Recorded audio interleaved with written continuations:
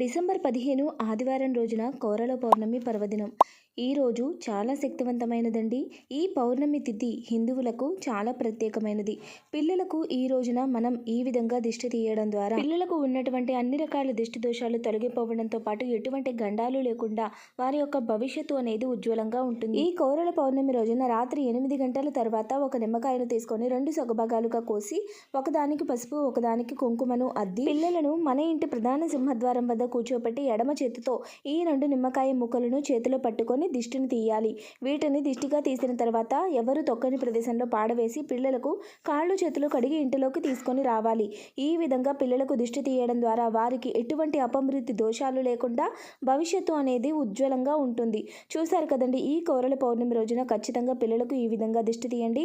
అలాగే ఖచ్చితంగా ఈ రోజున చంద్రుడిని పూజించి చంద్రుడికి పాయసాన్ని నైవేద్యంగా నివేదించండి. ఆర్థిక పరంగా కూడా చాలా మేలు కలుగుతుంది.